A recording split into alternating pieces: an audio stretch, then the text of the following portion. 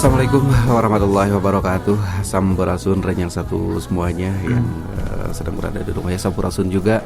Dan assalamualaikum buat Bapak Guru kita yang sudah ada di sini ya. Kembali kita berjumpa ya sama Bapak Tegar dan juga sama Pak siapa? Pak Kori.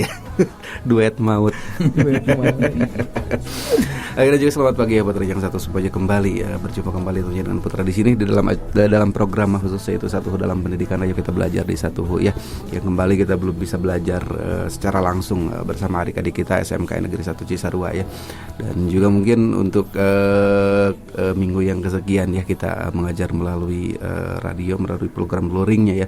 Dan juga jangan lupa juga buat yang satu semuanya, program ini juga bisa didengar melalui streaming di Radio 1 FM ya.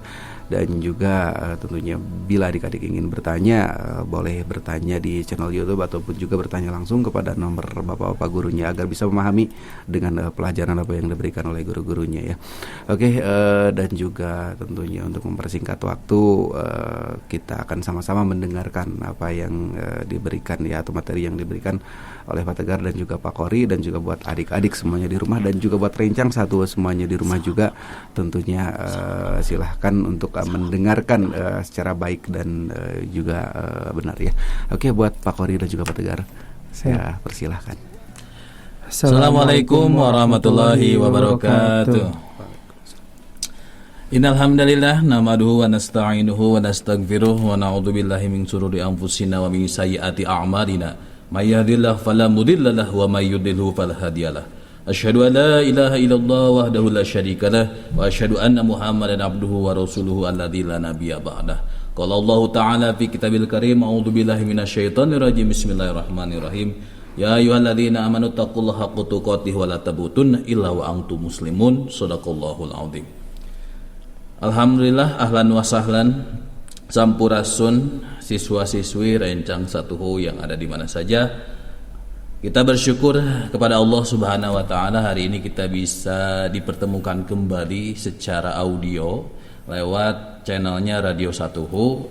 Mudah-mudahan pembelajaran yang akan kita lakukan hari ini, khususnya di pembelajaran agama dan budi pekerti, Allah mudahkan pemahaman kita dalam menerima keterangan-keterangan perintahnya.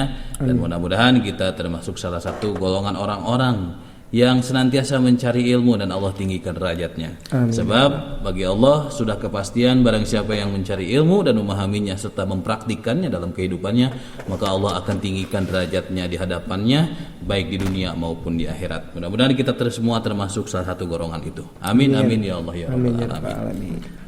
Siswa-siswi rencang satu yang ada di mana saja, bertemu kembali dengan Bapak yaitu Pak Ustadz Tegar. Alhamdulillah hari ini bisa bertemu kembali, dan Bapak tidak sendiri. Hari ini Bapak ditemani oleh rekan Bapak yang memang duet, kalau kata akang penyiarnya yang duet maut begitu ya.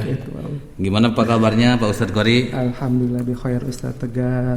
Gimana Ustadz, sehat? Alhamdulillah sehat walafiat. Alhamdulillah semuanya dalam keadaan sehat dan jauhkan dari mara bahaya atau mara penyakit. Amin. Ya, mudah-mudahan kita juga senantiasa ikhtiar ya dengan menjaga selalu protokol kesehatan kita, dan yang paling utama adalah kita selalu minta kesehatan kepada Allah.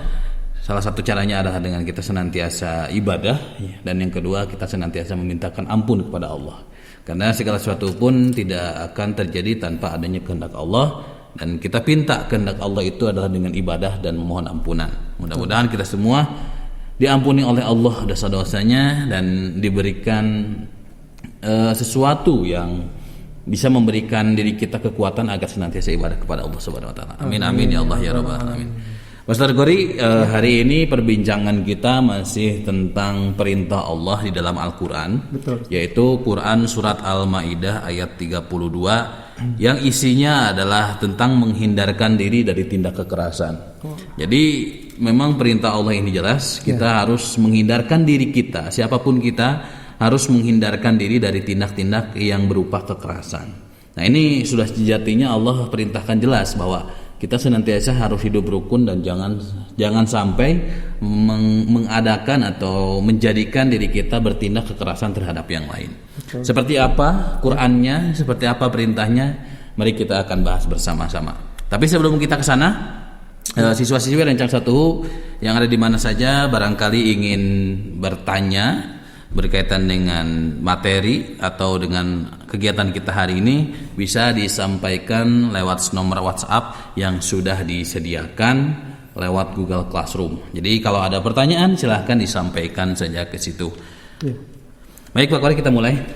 Diawali dengan saya dulu ya sebelum Pak Kori ya. Siap, Pak. Mari kita akan baca Qur'annya sesuai dengan kaidah tajwid dan kita membaca, mudah-mudahan membaca ini mendapatkan pahala dari Allah Subhanahu wa taala. Amin amin ya rabbal alamin. Baik, siswa Rencang 1 yang ada di mana saja, silakan buka Quran atau buka modul Quran surat Al-Maidah ayat 32.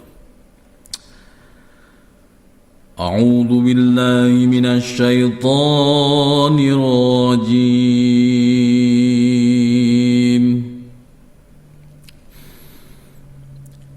Bismillahirrahmanirrahim. Min ajli dzalika katabna ala bani Israila annahu man qatala nafsan bighairi nafs Man qatala nafsan bighairi nafsin aw fasadin fil ardi faka'annama qatalan nasa jami'a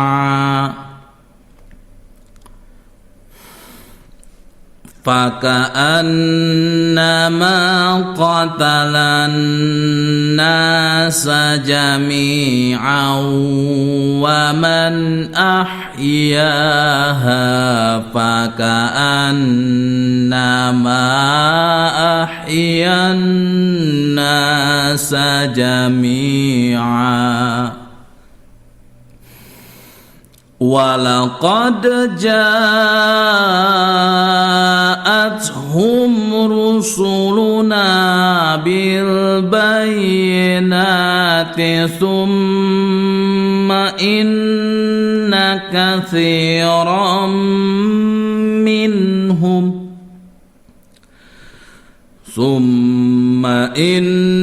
كَثِيرًا منهم بعد ذلك في الأرض لمسرفون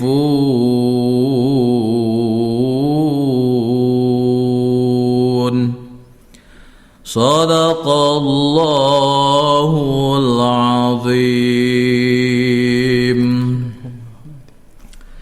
Alhamdulillah, itu adalah cara membaca Quran sesuai dengan kaidah tajwid. Ternyata banyak hukum-hukum tajwid di ayat ini. Apa saja hukum-hukum tajwidnya? Mari kita bahas secara bersama-sama. Nanti Pak Kori mungkin bisa membantu ya. Min a. Di awal kalimat ada huruf nun mati ketemu alif, min a. Maka itu disebut dengan hukum tajwid izhar. Maka membaca nun dan alifnya itu jelas. Min a. Ketemu alif dengan huruf jim yang disukunkan aj. Ini apa Pak Kori? Qalqalah sugro, betul ya. Jadi ada seperti pantulan ya. Min aj li. Dza itu mad asli. Kalau misalkan fathahnya berdiri berarti itu disebut dengan mad asli ya. Dan dibacanya 2 harakat. Dza lika.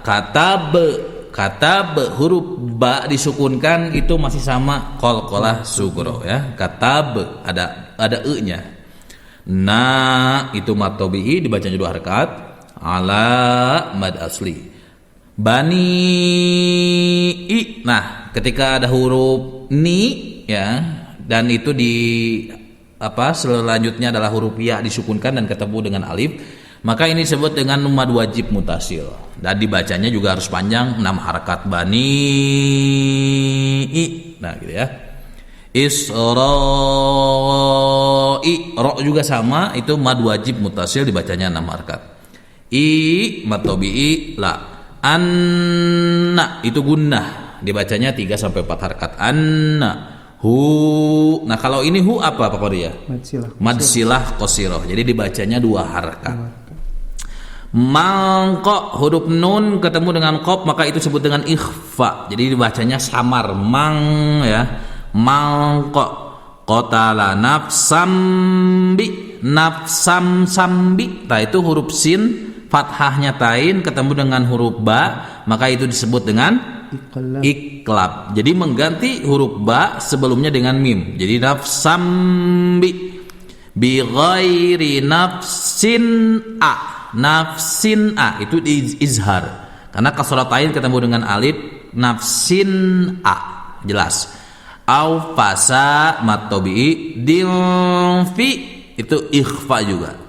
Fil a itu alif lam qamariyah. Ardi faka anna itu guna.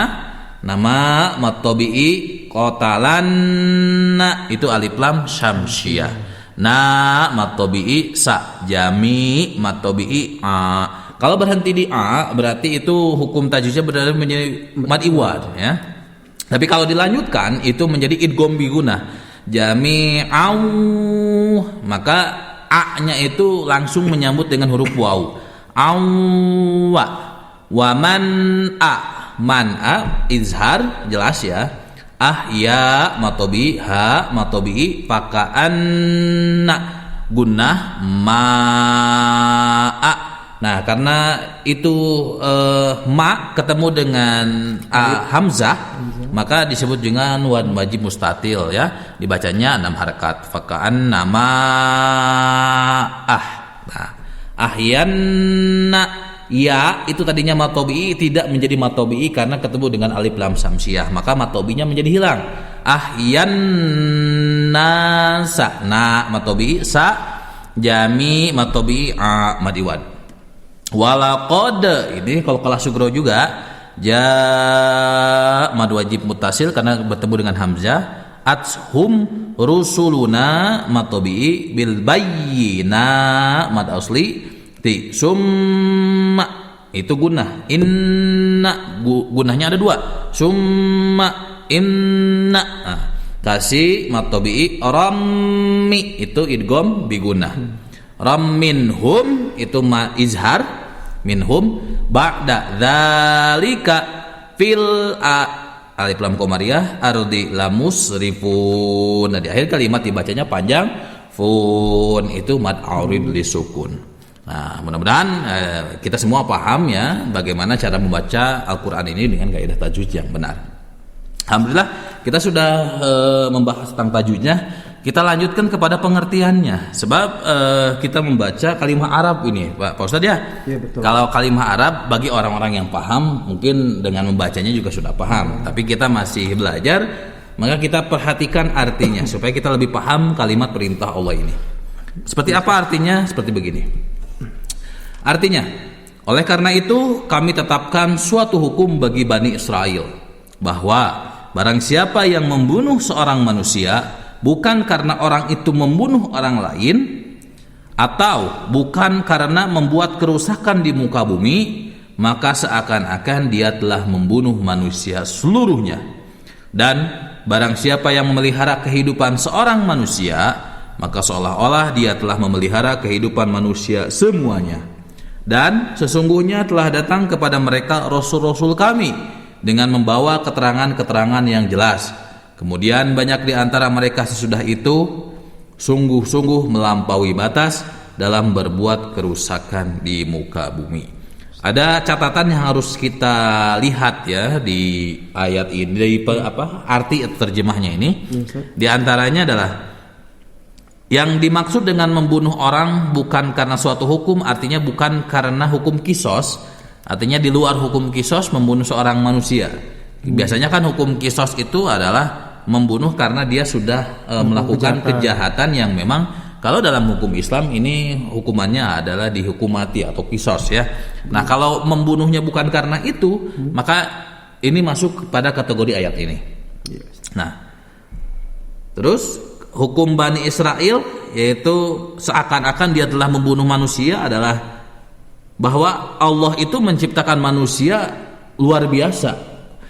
Di mana manusia bisa menciptakan suatu makhluk, hanya Allah yang bisa menciptakan suatu makhluk yang begitu jelas, ya, jelas akal pikirannya, bisa berpikir, sempurna badannya, sempurna kehidupannya.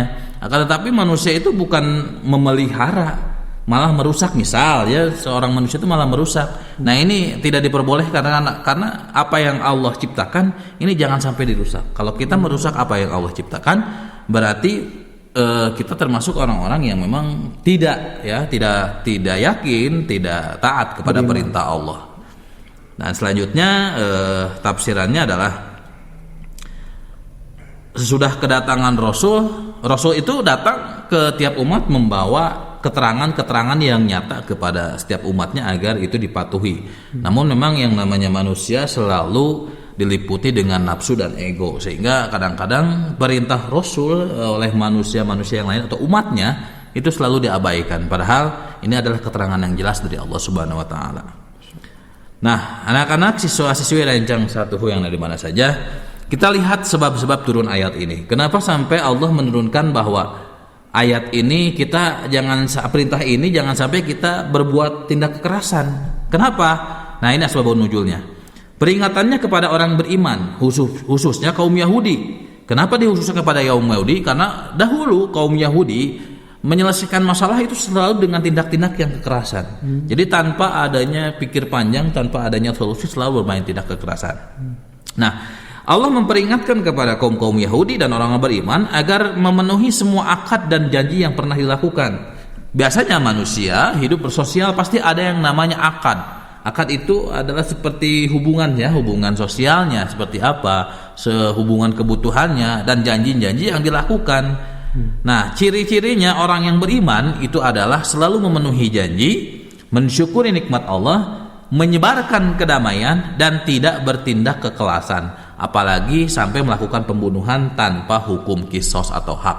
Nah, jadi ayat ini penegasan jelas kepada kita semua orang-orang yang beriman bahwa jangan sampai kita melakukan tindak-tindak kekerasan. Kita harus senantiasa bisa menyebarkan kedamaian, mensyukuri nikmat Allah dan memenuhi janji-janji yang kita lakukan terhadap manusia yang lain. Tafsirannya ayat ini adalah intinya jangan sampai kita membunuh seseorang. Karena kalau kita membunuh seseorang tanpa alasan yang jelas, itu seolah-olah kita seperti membunuh seluruh manusia. Maksudnya membunuh seluruh manusia adalah dosanya. Kita membunuh seseorang tapi kita dapat dosanya berlipat-lipat. Seperti yang kita ketahui dahulu, salah satu anaknya Nabi Adam, ya, Habil dan Kabil gitu. Habil adalah orang yang baik, sedangkan Kabil karena orangnya baik, Kabil juga hanya karena dia terlilit nafsu dan ingin memiliki seorang perempuan yang menjadi pilihannya. Padahal pilihannya yang dipilihnya oleh bapaknya yaitu Nabi Adam, ini dia tidak mau. Sehingga dengan nafsunya itu dia sampai tega membunuh saudaranya sendiri yaitu Habil. Nah, Allah tegaskan di situ bahwa Qabil, ya, tanpa kasih sayang Allah, dia akan terus mendapatkan dosa, di mana kalau ada orang yang membunuh, maka Qabil akan terus mendapatkan timpangan dosanya dari orang lain yang membunuh. Maka jangan sampai kita melakukan sesuatu hal yang karena ego dan nafsu kita, akhirnya kita bertindak kekerasan, apalagi sampai membunuh. Nah, kalau kita memelihara hak hidup seseorang, itu laksana kita memelihara kehidupan seluruh manusia. Ya, salah satu contohnya adalah kita menjaga kedamaian antar umat, antar tetangga, antar saudara, antar keluarga, antar sahabat. Ini jagalah kedamaian itu. Nah, kita akan mendapatkan pahala seolah-olah kita mengurus, membina, membimbing, melindungi seluruh umat manusia. Ya, seperti yang dilakukan oleh Rasul kita Rasulullah Muhammad SAW. Dia benar-benar menjaga umatnya, melindungi umatnya. Maka di mana ada seorang yang melindungi umatnya dengan ikhlas dan dengan pengorbanan serta perjuangan yang hebat, maka Rasulullah SAW akan selalu mendapatkan pahalanya. Dan kita pun pasti akan mendapatkan pahala karena kita seolah-olah telah memelihara seluruh kehidupan manusia. Maka perintah ini harus menjadi pedoman bagi kita semua. Harus adanya persatuan dan kewajiban menjaga keselamatan jiwa. baik kita yang sebagai orang yang menikmati aturan tersebut ataupun yang membuat aturan tersebut atau yang menjaga dan melindungi aturan tersebut. Hargailah hidup, karena hidup seseorang manusia itu sangat berarti dan berharga. Tidak ada manusia yang bisa menciptakan kembali manusianya Allah. Maka oleh karena itu hargai apa yang Allah ciptakan, karena berharganya yang Allah ciptakan ini menjadi sebuah kenikmatan yang luar biasa bagi kita. Dan jauhilah tindak-tindak berbahaya yang sampai menjadikan diri kita bertindak kekerasan, itu jangan sampai. Dan kita harus selalu saling tolong menolong, Pak Ustadz. Betul, Ustaz. Jadi sama kita itu harus saling tolong menolong, di mana orang lain susah kita harus bantu. Betul. Nah, ini dibuktikan, kejadian tindak kekerasan ini dibuktikan oleh Bani Israel. Bani Israel dahulu pada saat zaman Rasul, tahu kan Pak Ustadz ya, ketika seseorang keluarga dia melahirkan seorang putri, tahu kan ya? Ceritanya seperti Nah, itu ya ceritanya dulu kan Rasul pada zaman Rasul dan zaman Nabi Musa itu, jadi Bani Israel itu kalau seorang keluarga melahirkan seorang perempuan itu seperti menjadi aib, maka segeralah anak perempuan itu dikubur hidup-hidup.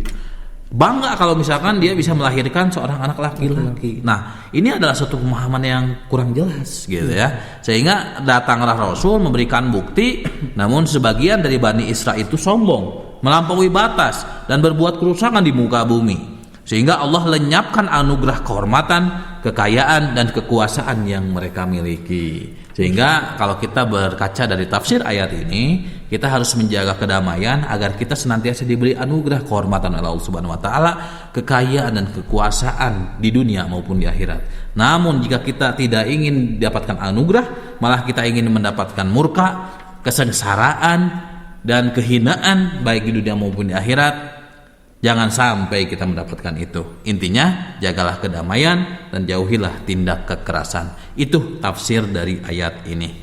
Kira-kira seperti apa sih yang harus kita pahami dari perintah Allah ayat Quran surat Al-Maidah ayat 32 ini? Barangkali Pak Ustadz Qori bisa menjelaskan lebih lanjut, mangga silakan. Baik, bismillahirrahmanirrahim. Nah, untuk penjelasan lebih lanjut lagi terkait dengan ayat surat Al-Maidah ayat 32 ini, yaitu tentang bagaimana kita menghindari dari kegiatan ataupun perilaku kekerasan.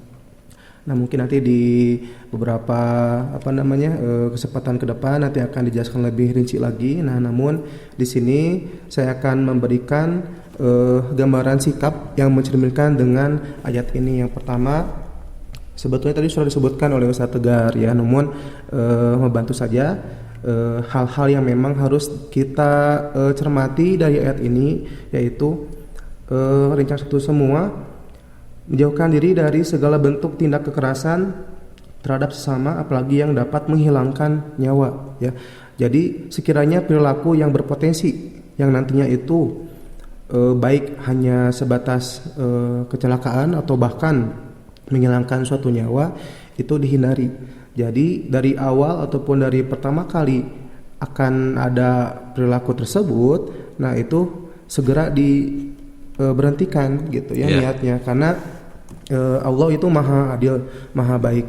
Jadi ada keterangan ketika kita berniat ingin melakukan suatu kebaikan, itu Allah akan catat satu kebaikan dan kemudian dilakukan, ya dicatat lagi ya kebaikannya. Nah tapi ketika kita punya niatan buruk nih ke orang lain ya, tapi tidak dilaksanakan, nah itu tidak akan dicatat suatu keburukan. Betul. Nah jadi rincian satu semua ini, kalau misalkan kita tersinggung ataupun misalkan tidak enak ya terhadap orang lain, ini kalau bisa rincian satu semua itu kalau bisa dibicarakan. Betul. Gitu ya. Tidak langsung main fisik, tidak langsung main tindak yang anarki gitu. Betul. Ya, dikit-dikit. Kalau bahasa dulu itu kan ada ini ya, senggol bacok, yeah.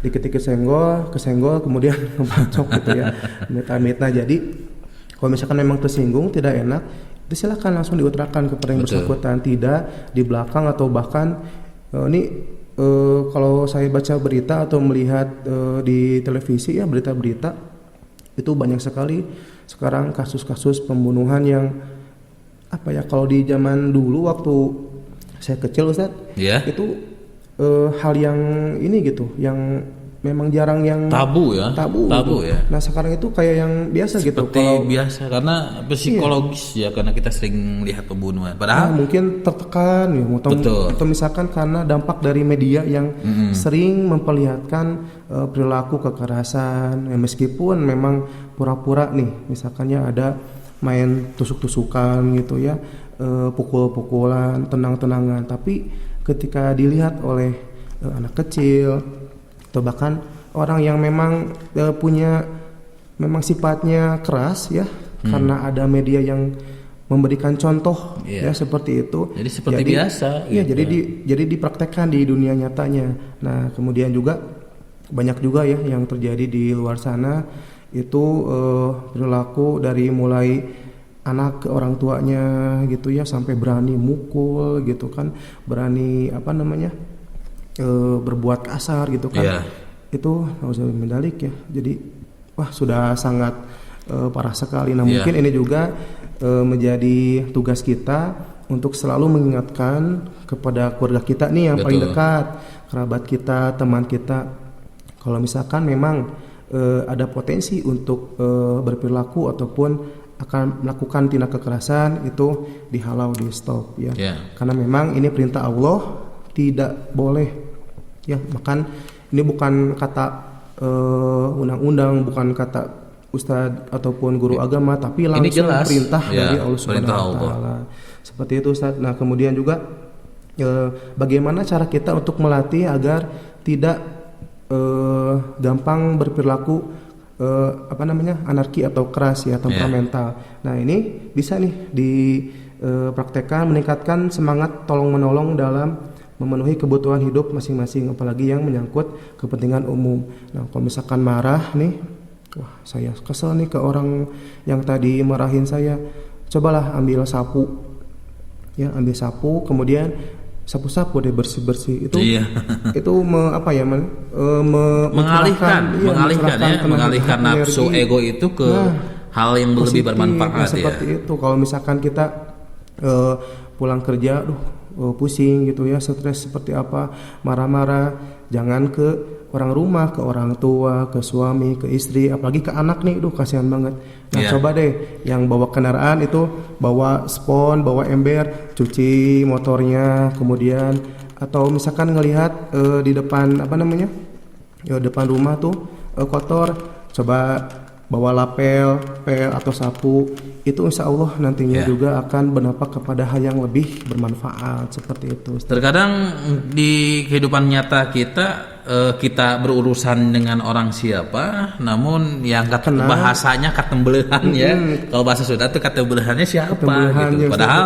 Padahal kalau kita mempunyai urusan dengan orang tersebut ya kita selesaikan gitu. Betul. Karena jangan sampai dibawa ke area yang lain, padahal area yang lain itu tidak ada kepentingannya. Bagi area pribadi ya. Betul. Misalkan karena kesel itu mau nyuruhnya baik pun, karena udah kesel ke orang itu, udah personal gitu ya bahasanya. Ya udah. Jadi terbawa. Mau baik mau buruk, apalagi buruk gitu, detailnya tetap buruk seperti itu. Jadi dari materi-materi kelas 10 kemarin, ini kalau rencana 1 semua, utamanya para siswa itu membaca lagi materi-materinya itu. Ini saling melengkapi. Betul. Seperti itu. Jadi yang di sini di materi yang bab 5 ini itu semuanya ada dijelaskan ya, dipatenkan, intinya tidak boleh ada tindak kekerasan seperti itu. Nah, apalagi di zaman yang serba penuh dengan tekanan, Ustadz ya. Ini banyak sabar.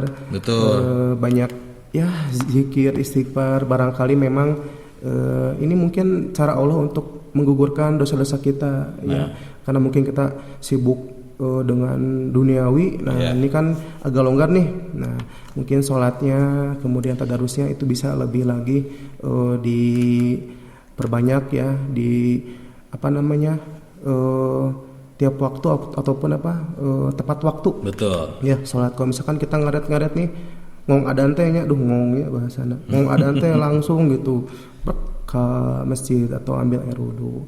Nah itu mungkin sedikit dari sikap yang mencerminkan ayat ini. Jadi sebenarnya banyak misteri yang Allah berikan kepada kita itu semuanya kebaikan. Iya, betul. Hanya terkadang kita dalam menanggapi atau melihat peristiwa tersebut tidak dengan cara yang baik, jadi dengan nafsu, sehingga pada akhirnya muncullah perasaan-perasaan kesel, kecewa, gitu ya. Padahal ada misteri yang luar biasa ya hikmah, Allah. Ya, kira-kira ada hikmah. Nah, kalau bahasanya misteri ya. Kayak ini ya, serem. Malam Jumat Ustaz ya. Lanjut. Nah, itu mungkin untuk sikap yang mencerminkan ayat ini. Nah, kemudian memperkuat dari materi yang disampaikan di ayat ataupun surat Al-Maidah ayat 32 ini. Di sini saya akan bacakan sebuah hadis yang ada nih bercerita tentang bagaimana Rasulullah SAW itu menanggapi orang yang berperilaku keras ataupun berperilaku zolim ya, seperti itu. Nah, di sini akan saya bacakan. Bismillahirrahmanirrahim.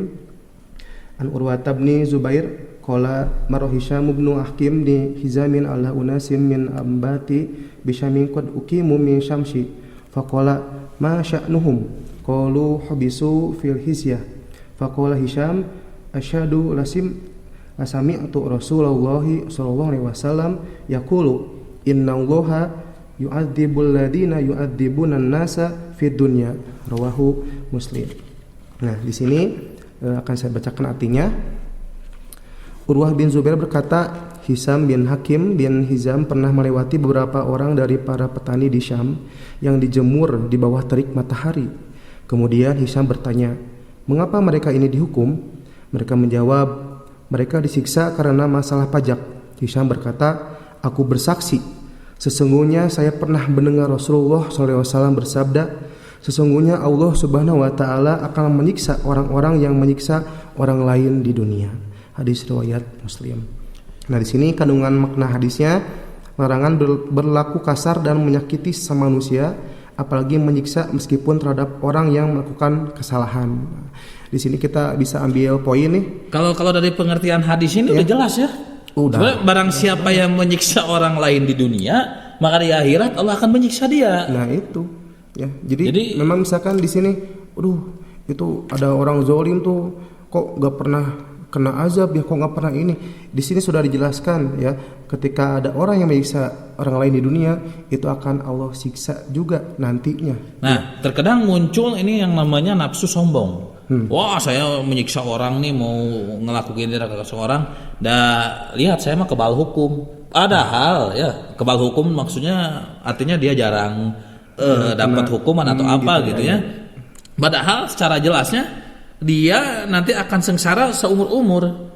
Yang namanya akhirat itu tidak ada batas. Betul. Maka dia akan disiksa terus. Padahal kita nyiksanya cuma seorang pada hari itu, akan tetapi orang yang menyiksa itu akan disiksa oleh Allah seumur-umur. Tidak akan berhenti. Kalau orang itu menyiksa orang sama orang gitu. Iya, betul. Ini orang yang menyiksa itu disiksanya bukan sama orang yang disiksa itu, tapi langsung oleh Allah Subhanahu wa taala. Nah, di sini di poin A tadi, di pertama yang yang akan saya bahas itu, ketika orang lain melakukan kesalahan juga, ini kalau bisa jangan menggunakan tindak kekerasan. Nah, gitu. Mau itu salah sefatal apapun, ya masih banyak cara, masih banyak metode untuk memperbaiki kesalahan orang lain gitu. Baik dengan berdiskusi gitu ya, menegur dengan dengan suatu hal yang memang tidak menggunakan fisik gitu ya, tidak langsung ke badan orang tersebut. Nah, itu banyak sebetulnya. Kalau intinya gunakanlah cara-cara yang baik untuk selalu menyelesaikan masalah. Betul. Jangan sampai kita menapaki tindak-tindak dalam kekerasan mencari sebuah solusi, karena itu bukan sebuah solusi. Betul. Malah akan menambah masalah yang lebih besar lagi. Betul. Gitu. Ya, kalau misalkan kita pakai jalur kekerasan itu bukan membereskan masalah, tapi malah memperpanjang masalah. Di ayat yang kita kaji ya sebelumnya itu kan, ketika kita membunuh seseorang itu sama dengan membunuh banyak orang itu kan. Betul. Sebetulnya dalam artian yang yang detailnya itu, ketika kita membunuh seorang itu berarti kita sudah memotong keturunan. Gitu. Pada akhirnya kita dosanya itu sampai ke anaknya, sampai ke istrinya, dan sampai ke keturunannya, seperti itu. Itu salah satunya. Yang kedua adalah kenapa kita dilarang bertindak kekerasan atau membunuh? Karena nyawa manusia itu hak Allah. Betul. Jadi Allah menghidupkan manusia dan Allah yang berhak mematikan manusia. Jangan sampai manusia yang berhak itu.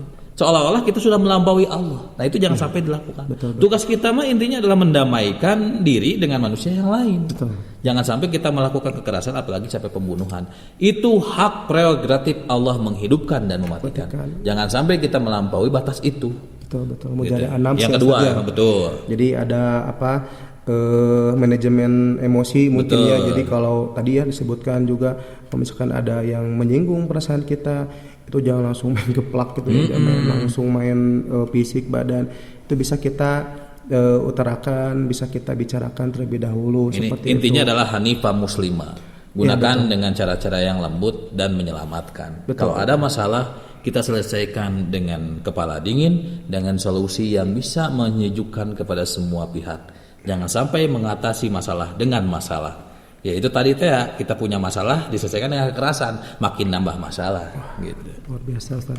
Nah di poin kedua yang tadi di hadis riwayat Muslim, ini semua tindakan kasar dan penyiksaan yang dilakukan oleh seseorang akan mendapat balasan yang setimpal di akhirat. Ya sudah kita jelaskan tadi. Kalau misalkan di dunia dia kelihatannya nih aman-aman aja ya, kok nggak kena azab ya, ini udah gimanain orang ya, itu Allah maha adil ya, Allah maha kuasa bijaksana, itu tidak di dunia mungkin nanti di akhirat ya, dan janji Allah itu pasti ya, seperti itu. Nah balasan setimpal itu bukan sama, artinya kalau kita misalkan sakitnya karena dipukul, maka nanti di akhirat pun akan sama dipukul, tidak.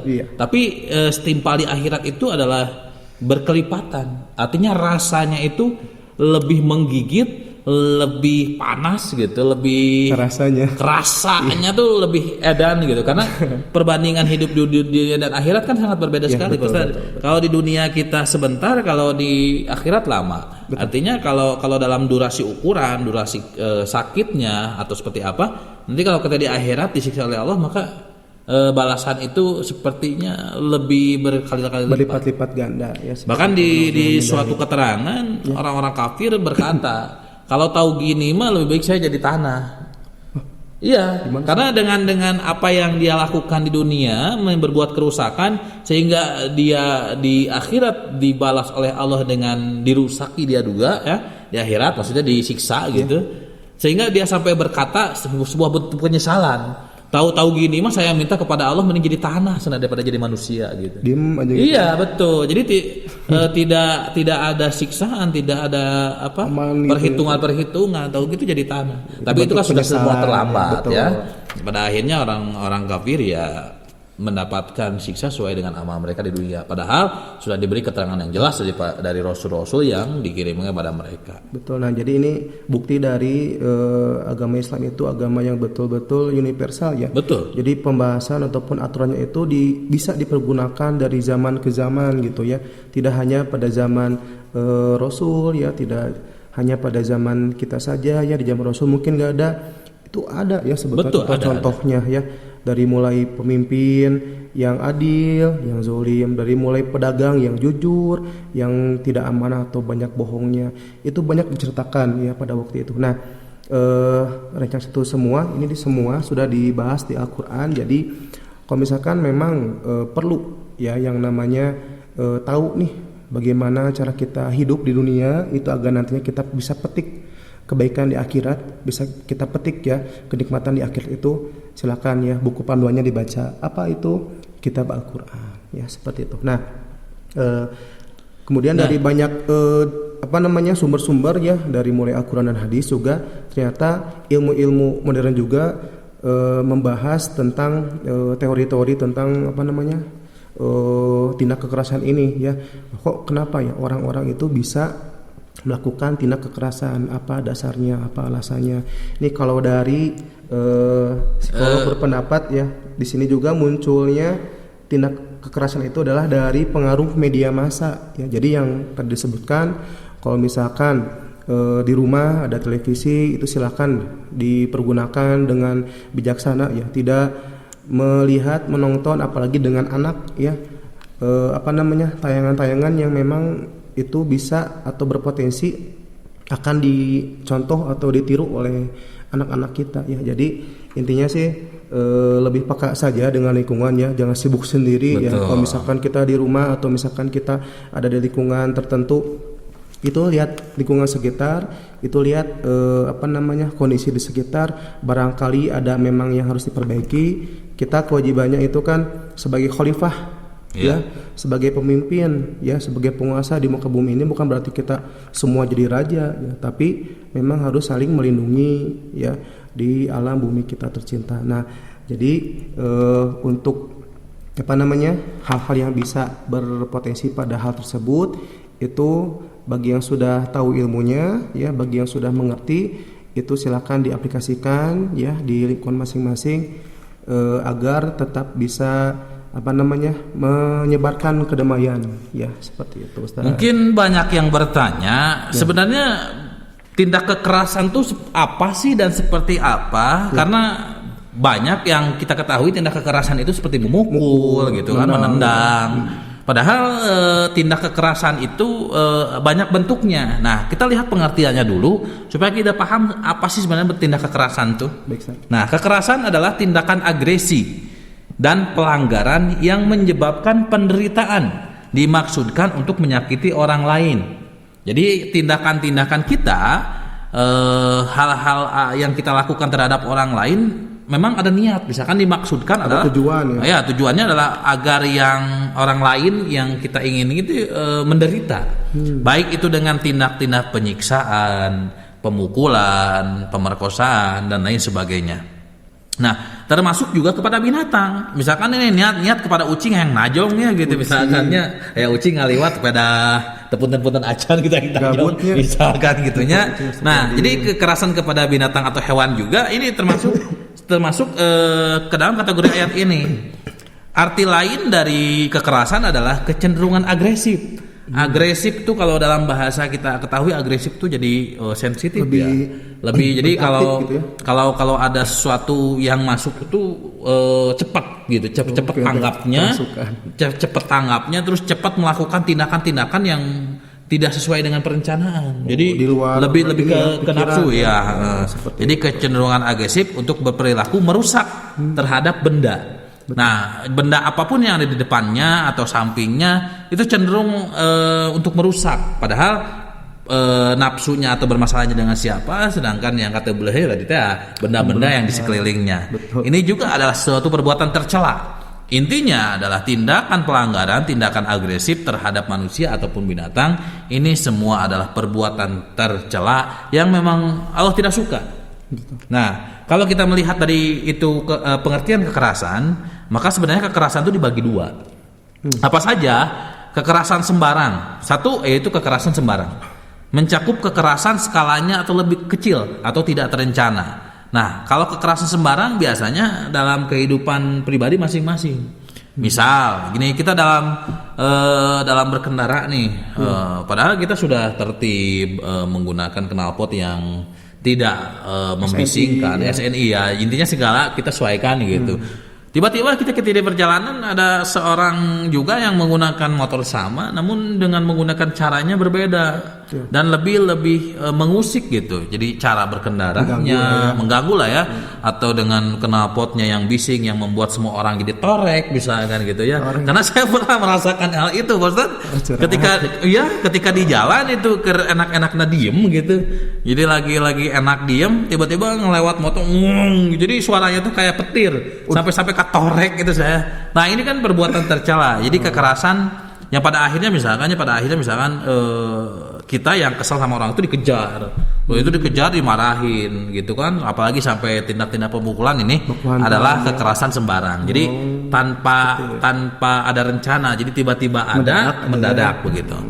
Nah, ada yang kedua yaitu kekerasan terkoordinasi. Jadi kekerasan ini adalah oleh sekelompok orang yang berhak atau tidak, yakni perang antar masyarakat atau yang disebut dengan terorisme. Jadi terorisme yang terjadi di negara kita itu termasuk salah satu kekerasan yang terkoordinasi. Jadi benar-benar terencana dan memang perencanaannya ini memang sengaja, tujuannya adalah untuk menderitakannya gitu. Nah, menurut psikolog Yaitu tadi tuh ya, faktor munculnya kekerasan adalah karena pengaruh media. Betul Pak Ustadz. Pengaruh media massa yang kita lihat sehari-hari ini menjadikan diri kita seolah-olah itu adalah berita-berita yang biasa. Sehingga dalam akal pikiran kita yang tidak sadar bahwa yang namanya tindak kekerasan itu menjadi sebuah hal yang biasa.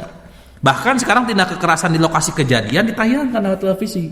Jangankan jauh-jauh di HP saya saja, Pak Ustadz, WA itu kan adalah informasi kita berkomunikasi ya. Akan tetapi di WA itu ternyata ada kiriman video tindak-tindak kekerasan yang terjadi di Bandung maupun di beberapa daerah yang lainnya. Karena memang isu-isu hari ini bahwa yang namanya buruh ya, tahu ya Omnibus Omnibus Law ya, salah terbalik. Omnibus Law itu jadi kekerasan orang yang ingin menuntut haknya, kekerasan orang-orang yang menjaga atau melindungi ini tidak ada sinergi. Kenapa tidak ada sinergi antara yang demo dan polisi yang mengamankannya ini, malah pengen saling terjadi tindak kekerasan. Ini yang menurut kita harus diselesaikan benar-benar. Betul. Karena tidak boleh sampai terjadi hal seperti itu. Bahkan beberapa saat yang lalu Pak Ustadz, kita ada yang namanya apa tuh, bahwa negara kita mensahkan yang namanya undang-undang apa tuh tindak kekerasan, bukan yang dulu itu sebelumnya ada ya, waktu itu di Jakarta yang negara itu masuk ke wilayah pribadi ternyata. Apa itu namanya itu ya, saya lupa lagi itu. Saya juga. Intinya negara masuk ke wilayah pribadi. Jadi kalau misalkan seorang istri itu tidak ingin digauli oleh suaminya, maka itu termasuk kekerasan fisik. Nah itu jangan sampai terjadi. Artinya negara tidak harus masuk kepada wilayah pribadi, hanya wilayah tertentu saja. Karena wilayah pribadi sudah ada hukum aturannya, yaitu lewat yang namanya hak dan kewajiban pernikahan. Intinya pendemo itu dan yang melindungi negara harus bisa sama-sama menjernihkan pikiran. Jangan sampai melakukan aksi-aksi yang malah nanti akan merusak diri mereka sendiri.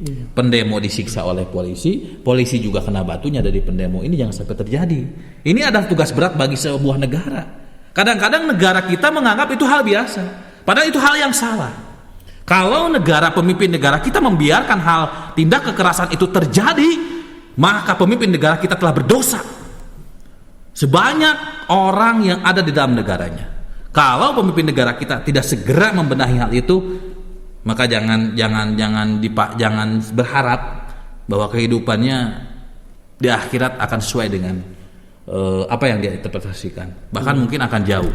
Ya, mungkin ini karena itu bertanggung jawab pemimpin negara. Jangan sampai terjadi tindak kekerasan itu. Kita tarik dari sebuah keterangan ya. Jadi kulun ro'sin itu kan mas'ulun aluyatihi. Jadi betul. Setiap pemimpin itu akan bertanggung jawab ya terhadap yang dipimpinnya. Nah mungkin dalam hal ini pemerintah ya mungkin jauh-jauh nih dari agama ke politik pemerintah. Sebetulnya agama itu sangat bersandingan dengan berbagai macam hal ya, apalagi yang bersandingan dengan kehidupan kita. Nah jadi intinya sih kalau misalkan negara kita yang memang peka dengan kondisi seperti ini dan juga tahu ilmu agamanya apalagi, nah lebih cepat ya, lebih agresif dalam membereskan suatu masalah ataupun suatu hal yang mengganggu kenyamanan ataupun kewenangan warga seperti itu. Nah kemudian di sini juga ada bentuk-bentuk kekerasan nih Pak Ustadz ya. Jadi tadi disebutkan ada kekerasan yang lempar batu dan sebagainya. Tapi mudah-mudahan teman-teman yang sedang aksi di luar sana bisa menjaga keselamatannya ya juga menjaga sikapnya. Betul ya, dan juga petugas-petugas yang mengamankan juga diberikan kesabaran ya. Mudah-mudahan cepat tuntas, cepat berakhir dan pada akhirnya solusinya juga solusi yang bisa diterima dapat oleh tercapai semua dan semua orang juga mendapatkan keuntungan yang sesuai sama ya. Amin. Nah, tadi disinggung nih bentuk-bentuk fisik ada apa aja. Di dalam Al-Qur'an disebutkan ya, juga disinggung ada 4 jenisnya Pak Ustadz ya. Ada kekerasan fisik ya, tadi sudah disebutkan ya beberapa contohnya. Kemudian kekerasan psikis ya ataupun mental ya. Jadi tidak hanya fisik tapi juga ketika kita menyinggung perasaan dengan bahasa yang tidak mengenakan ya, mengancam, membuli dan sebagainya, itu sudah termasuk di tindak kekerasan, kategori kekerasan gitu psikis ya. Jadi Pak saya mah gak mukul orang itu tapi nyerikan wae gitunya ya, tetap aja itu namanya tindak kekerasan dan itu nggak boleh ya, seperti itu. Kemudian ada kekerasan ekonomi ya. Misalkan ini membuat strategi gimana caranya orang lain itu membutuhkan kita dalam hal ekonomi ya, ataupun dalam hal bisnis. Nah ini juga termasuk kekerasan ekonomi nih, nggak boleh. Kalau misalkan kita ada monopoli, kemudian ada penipuan ya, kemudian ada seperti mengelabui ya pembeli ataupun rekan bisnis kita, itu juga termasuk ke dalam tindak kekerasan ya. Nah kemudian yang terakhir adalah kekerasan atas nama agama ya. Di tahun-tahun sebelumnya kita ramai dengan yang namanya teroris ya. Dan ini selalu disandingkan dengan agama Islam ya. Nah ini juga termasuk ke dalam kekerasan atas nama agama. Jadi sebetulnya agama Islam itu tidak ada yang namanya perintah untuk membunuh ataupun melukai siapapun ya. Jadi yang melukai, yang membunuh itu hanya mengatasnamakan agama Islam saja ya. Jadi jangan sampai terbawa isu, jangan sampai terbawa pemikiran-pemikiran yang ya Islam keras ya, Islam garalak ya, Islam kecil. Tidak, malahan mah Islam itu adalah agama yang damai. Mencatat sebuah keadilan. Betul. Bahwa mencabut nyawa itu atau menghilangkan nyawa itu membuat keluarganya sangat sedih. Betul. Bahkan Allah membuat Allah murka. Maka jangan sampai hal itu terjadi. Itu yang di inti poin pentingnya gitu, Pak Ustadz ya. Iya. Nah, untuk di sesi materi tentang menghindari tindak kekerasan, mungkin dari sini ya kita bisa sibukkan beberapa hal. Nah, namun mau ada yang masuk Pak Ustadz? Iya. Kalau siswa-siswi Rencang 1 sudah ada pertanyaan berkaitan dengan materi kita hari ini atau apapun itu, silahkan disampaikan ke nomor WhatsApp 0895 3151 8791. Sekali lagi silahkan pertanyaan disampaikan ke 0895 3151 8791 dan pertanyaan-pertanyaan siswa-siswi atau siapapun itu akan kami jawab dan mudah-mudahan mendapatkan solusi dari permasalahan tersebut. Kalau nanti kita jawab pertanyaan, cuma kita simpulkan intinya dalam keterangan ayat Allah ini adalah intinya, Pak Ustadz, kita harus senantiasa menghargai yang namanya kehidupan seseorang. Sangat berharganya kehidupan seseorang, sampai-sampai seorang ibu rela menahan perih sakitnya memunculkannya, kok bahasanya nggak enak ya. Jadi melahirkan seorang anak, perjuangannya luar biasa, sakit parih, peuheur, peunut, naon gitunya bahasa ininya ya. Luar biasa sakitnya. Nah, kita harus melihat perjuangan itu. Ternyata perjuangan Allah untuk melahirkan seorang anak lewat ibu itu sangat perih. Jadi 9 bulan bahkan capeknya pun ditahan, sabar. Tetapi ketika gubrak lahir ke alam dunia dengan keridhaan gitu. Jadi artinya sangat berharga sekali yang namanya sebuah nyawa ya seorang. Maka jangan sampai kita melakukan tindak-tindak kekerasan yang memunculkan kemurkaan Allah Subhanahu wa taala. Selanjutnya yang kedua adalah keadilan harus ditegakkan oleh siapapun itu. Jadi baik kita sebagai pribadi ataupun ataupun pemerintah kita sebagai seorang pemimpin ya, alim ulama itu harus bisa menciptakan keadilan, di mana keadilan ini bisa menciptakan kenyamanan dan kenikmatan satu sama lain umat, sehingga satu sama lain bisa mengerti dan memahami tentang kondisinya masing-masing. Dan yang ketiga adalah kita tidak diperbolehkan, bahkan kita dilarang menghilangkan sebuah nyawa tanpa adanya hukum agama. Hukum agama jelas itu menghilangkan sebuah nyawa karena hukum kisos. Tapi apabila kita melakukan sebuah penghilangan nyawa tanpa hukum itu, maka kita berdosa sangat luar biasa di hadapan Allah Subhanahu wa taala. Dan yang keempat, kita harus senantiasa berhati-hati dalam menjalani kehidupan kita. Jangan sampai tindak-tindak kita, sikap-sikap kita itu menjadikan orang lain kesal ya, atau lebih ke sakit hati, sehingga pada akhirnya muncullah yaitu tindak-tindak kekerasan baik fisik, verbal, psikologis dan sebagainya. Dan yang terakhir, supaya kita menjadi hamba-hamba Allah yang bertakwa adalah jangan jauh dari agama. Pahami pengetahuan agama yang menjadikan diri kita lebih paham perintah-perintah Allah, dan kita pada akhirnya menjadi hamba-hamba Allah yang taat perintahnya. Karena perintah ini jelas, tinggal kita lakukan saja. Pahami saja agama yang pembelajaran agama yang kita lakukan saat ini, dan setelah paham lakukan. Intinya adalah kalau berbicara iman, orang-orang yang beriman itu selalu meneguhkan dengan hati, yakinkan dengan hatinya, maka ucapan-ucapan pemahaman itu tinggal ucapkan sesuai dengan apa yang diberitakan Allah dan aplikasikan, yaitu perbuatan dengan amal nyatanya. Begitu kira-kira. Siswa-siswi Rancang 1HU yang ada di mana saja, ada pertanyaan dari salah satu orang tua ya, ini orang tua dari siswa kita ini bertanya.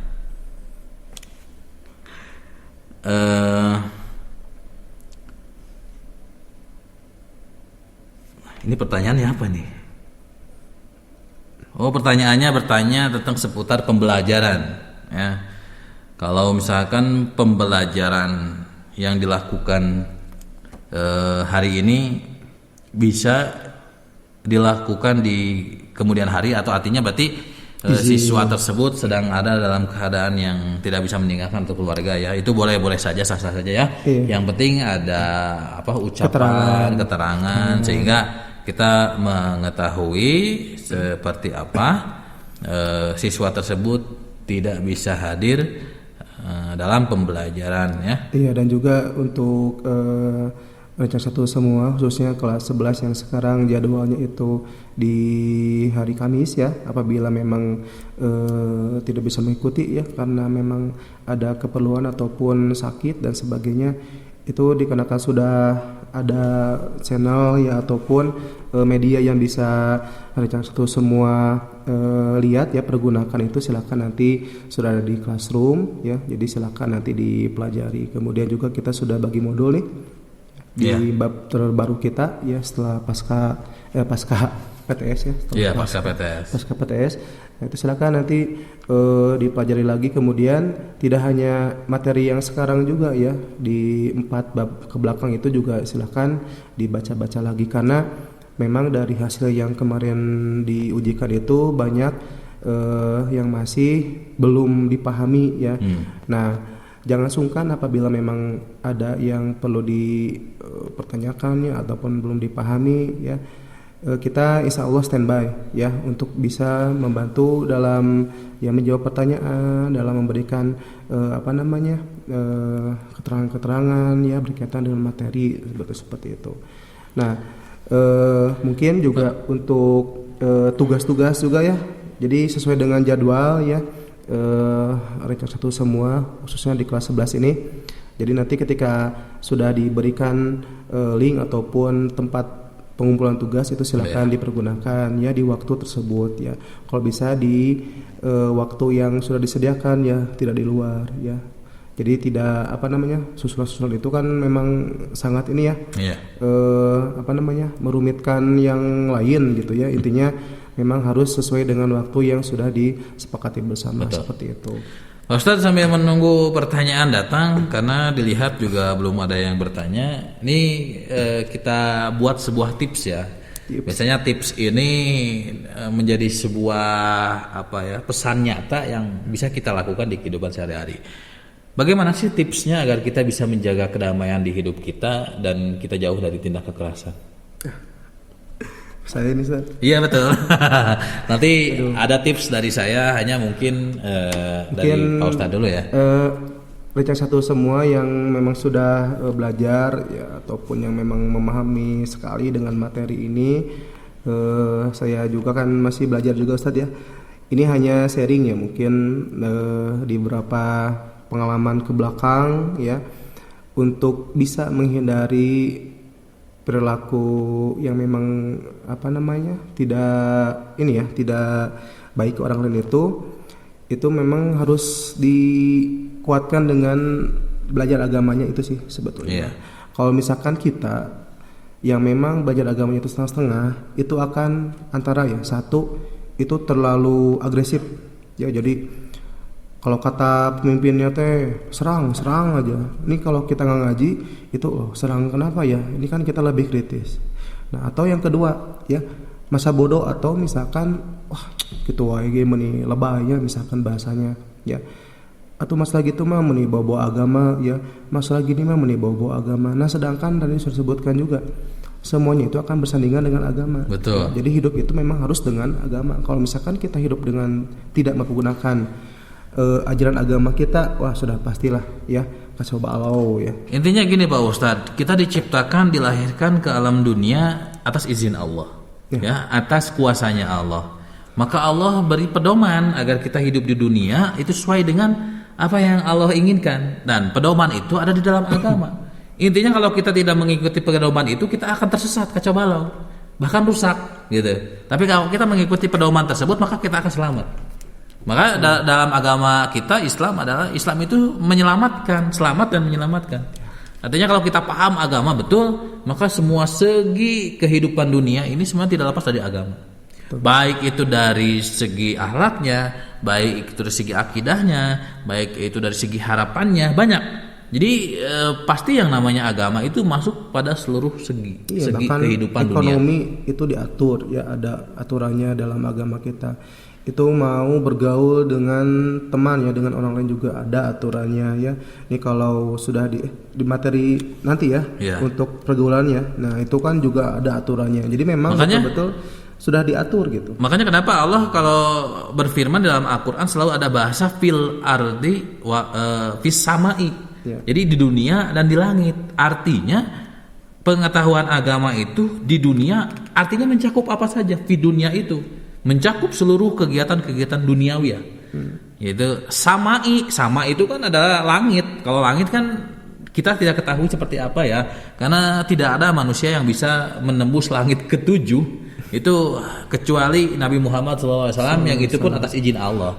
Artinya segala sesuatu yang tidak diketahui dan yang terlihat ternyata di dunia itu semua tidak lepas dari hukum agama, dari pengetahuan agama, karena semua di situ ada pedomannya Allah. Allah selalu berkata fil ardi fis samai, dunia dan langit itu ada pedoman kami, maka ikutilah agar selamat. Kalau tidak ingin selamat ya jangan diikuti. Nah, inilah kelakuan orang-orang musyrik dan kafir yang tidak mau mengikuti pedoman tersebut.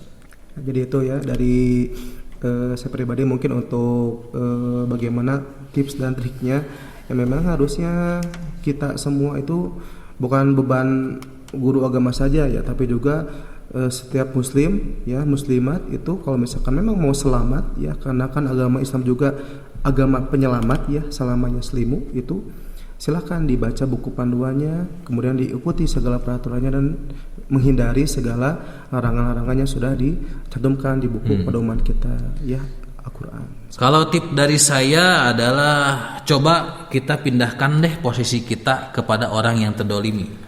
Jadi kalau misalkan kita ingin berbuat zolim, coba kita posisikan diri kita orang didolimi. Enak gak sih kalau kita dapat kekerasan? Gak enak. Sakitnya luar biasa. Sakitnya tuh di sini. Jadi ya maksudnya nggak enak, sakit gitu. Terus ya belum lagi keluarga yang dia punya pasti sakit hati.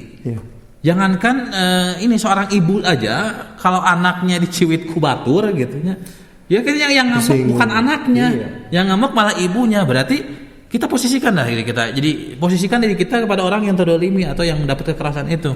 Coba kalau kita di posisi itu. Nah, jadi kalau kita misalkan ingin berbuat tindak kekerasan, apapun itu bentuknya, kita posisikan ke situ. Enak nggak sih kalau digituin? Nah, kalau kita sudah bisa memposisikan diri kita ke orang yang terdolimi atau dapat tindak kekerasan, maka kita akan mengetahui ternyata yang namanya tindak kekerasan ini tidak diperlukan. Gunakanlah tindak-tindak kedamaian yang justru menciptakan kenyamanan dan kesejukan di antara umat kita ini. Nah, Dipikir-pikir itu dulu tipsnya, ya. ya betul. Jadi Pikir-pikir dulu sebelum- pikir-pikirlah sebelum kita berbuat sesuatu, Iya. karena bisa jadi kalau kita di posisi itu nggak enak. Bahkan mungkin lebih perih gitu ya. Gitu. Assalamualaikum Pak, Abi Bade Naros. Ya, pertanyaannya belum ada, tapi mau bertanya katanya gitu. Jadi ya, jadi jawabannya adalah kami akan menjawab. Jadi di interval kita yang terakhir kurang lebih ada waktu 5 menit lagi. Kita sampai saat ini belum mendapatkan pertanyaan, tapi tadi tips-tips sudah kita kasih ya. Intinya kita jadikan diri kita posisi tersebut bagaimana sih rasanya. Terus ditambah dari Pak Ustadz tadi untuk menguatkan lagi Selalu, ilmu agama kita, betul. ya karena memang itu bekal utama kita hidup di dunia, seperti itu. Ustaz. jadi pada intinya adalah ciptakanlah kedamaian yang menjadikan diri kita dan orang lain sejuk, tenang, tentram. Jangan sampai kita menjadikan diri kita orang-orang yang pelaku yang menjadikan Hidup lingkungan orang lain kita enak kacau pastinya. balau, rusak dan lain sebagainya. Jadikan diri kita sebagaikan embun pagi yang ketika orang itu keluar rumah dia merasakan kesejukan. Dan jadikan diri kita seperti itu. Bagaimana cara diri kita agar seperti itu? Belajarlah agama dengan paham. Pahami betul agama. Kalau sudah paham, laksanakan apa yang menjadi aplikasi sesuai dari pemahaman itu. Yang pada intinya hari ini adalah jangan sampai kita bertindak kekerasan, ciptakan kedamaian. Nah itu kita lakukan. Baik itu dengan keluarga terdekat kita, karena biasanya masalah itu munculnya di keluarga terdekat gitu ya. Berarti ya dengan orang yang terdekat kita harus bisa itu ya menciptakan kedamaian itu. Alhamdulillah sudah ada yang bertanya dari salah satu siswi kita. Akan saya Bapak bacakannya. Assalamualaikum warahmatullahi wabarakatuh. Pak, dulu waktu SMP saya pernah ikutan ekskul. Biasanya kalau akhir semester ada pelantikan. Nah waktu itu saya jadi seniornya. Pada saat pelantikan berlangsung, kan junior atau adik kelas melakukan kesalahan. Seperti kalau tidak bisa menjawab pertanyaan yang diberikan, dikasih hukuman seperti push up atau hukuman yang lainnya. Dan kadang kita membentak kalau adik kelas kita susah melakukan sesuatu, misalnya lama dan lain sebagainya. Apakah itu termasuk kekerasan? Tapi itu tujuannya hanya ingin melatih fisik dan mental adik kelas supaya kuat. Itu bagaimana Pak? Jadi intinya dulu dia jadi senior ekskul, kan itu biasanya melakukan, "Woi kamu cepet, woi kamu ini, kamu push up," gitu kayak kayak ospek gitu. Nah, apakah itu termasuk tindak kekerasan juga atau tidak? Gitu gimana? Ya kan tadi sudah disebutkan ya pengertian dari kekerasan itu seperti apa ya. Jadi ketika tindakan kita merugikan orang lain ya, membuat kita bertujuan untuk membuat dampak si orang itu menjadi lebih menderita dan sebagainya, itu termasuk tindak kekerasan. Nah apabila tujuannya itu misalkan ya untuk mendisiplinkan, untuk memberikan memperbaiki ya kesalahan, itu bisa bukan dikategorikan sebagai tindak kekerasan ya, tapi memang pendidikan yang keras ya, yang tegas seperti itu. Nah jadi juga dari awal kalau misalkan ada yang kegiatan seperti itu memang harus ada ininya, ada polanya, ada penanggung jawabnya, agar nantinya ketika nanti timbul masalah-masalah itu memang sudah menjadi keputusan bersama gitu. Tidak hanya orang itu yang marah-marah, yang lainnya mah santai ya, ketika ada yang ini santai, tapi yang ini mah misalkan hayo we gitu kan nyarekan. Nah itu juga harus bisa satu suara gitu ya, kompak gitu ya dalam hal seperti ini. Biasanya di kegiatan seperti itu diawali selalu ada yang namanya perbincangan atau perjanjian Pak Ustadz ya. Jadi ini kita akan adakan kegiatan ini adalah untuk mendisiplinkan. Jadi kalau misalkan ada hal-hal yang sifatnya keras, itu bukan kekerasan sebenarnya, tapi lebih ke pendisiplinan atau ya lebih ke bagaimana cara bertanggung jawabnya dia dalam mengikuti kegiatan ini. Bisa di awal seperti itu. Nah, kalau niatnya tadi untuk mendisiplinkan, menjadikan siswa-siswa tersebut bertanggung jawab dan sebagainya, itu diperbolehkan saja. Hanya tetap tidak diperbolehkan adanya batasan, kekerasan fisik ya. Betul. Jadi memang betul-betul ini harus ada orang-orang yang betul paham bagaimana cara merancang ini supaya tidak masuk pada sifat-sifat tindak kekerasan. Betul. Di interval kita yang terakhir ada satu pertanyaan terakhir. Pak, kita punya anak nih usia 7 atau 10 tahun itu disuruh sholat nggak melaksanakan sholat. Nah, kedah dihukum tuh, dipukul gitu ya. Misalnya kamu sholat dikasih tahu susahnya anak-anaknya. Anak kecil biasanya kan sholat nya. Terus kita pukul gerak sholat maneh misalkan gitunya. Ini mah contoh. Nah, itu termasuk kekerasan enggak juga katanya. Di tempat kita yang terakhir tuh. Nah, tadi ya sudah disinggung juga masalah tujuan dan niatnya. Kalau memang untuk pendisiplinan itu bukan diperbolehkan ya, tapi memang tidak menjadi hal yang seperti apa ya gitu ya kekerasannya. Tapi takutnya gini, ada kenyamanan ketika sering memukul anak sendiri gitu ya, itu kan nantinya sebuah habit ya gitu. Nah, kalau misalkan memang bisa diarahkan atau diperbaiki dengan lisan ya, dengan pujian, dengan sebuah janji-janji gitu ya, sholat nanti dikasih sholat kita nanti main kemana.